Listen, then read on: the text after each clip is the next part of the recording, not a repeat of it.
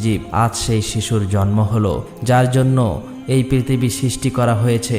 আজ সেই শিশুর জন্ম হলো যার জন্য এই পৃথিবী সৃষ্টি করা হয়েছে। যদি তিনি না থাকতেন তাহলে হয়তো কিছুই থাকতো না। আজ সেই শিশুর জন্ম হলো যার জন্য চাঁদকে দুই ভাগ করে দেওয়া হয়েছিল। সেই শিশুর জন্ম হলো যার জন্য সূর্যকে থামিয়ে দেওয়া হয়েছিল। আর আল্লাহ আদেশ করেছিলেন এখনো সূর্য অস্ত যাবে না, কারণ আমার হাবিব মুহাম্মদ সাল্লাল্লাহু আলাইহি ওয়াসাল্লাম এখনো আসরের নামাজ আদায় করেননি।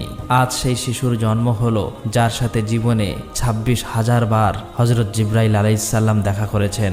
রাত হয়ে এসেছিল, তখন হযরত আমিনা রাদিয়াল্লাহু তাআলা আনহার পেটে হালকা ব্যথা অনুভূত হয় এবং তিনি বুঝতে পারলেন যে হয়তো আজই আমার শিশুর জন্ম হতে চলেছে।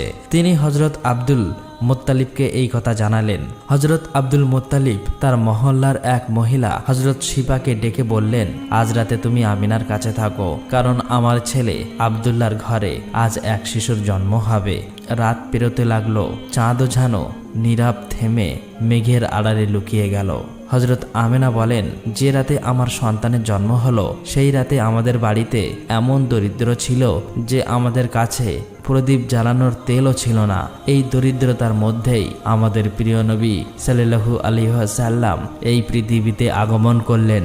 সেই রাতে হযরত আব্দুল মুত্তালিব ও তার ছেলেরা বাড়ির বাইরে বসেছিলেন, যেন তাদের ভাই আব্দুল্লাহর স্ত্রীর সঙ্গে কোনো কিছু ঘটে গেলে তারা তৎক্ষণিক চিকিৎসার ব্যবস্থা করতে পারেন। পুরো রাত কেউই ঘুমাননি। রাত কেটে যাচ্ছিল, চারপাশ ছিল আঁধারময়। ভোরের সময়ে হযরত আমিনার পেটে আবার হালকা ব্যথা অনুভূত হলো। তিনি বুঝতে পারলেন জন্মের সময় ঘনিয়ে এসেছে।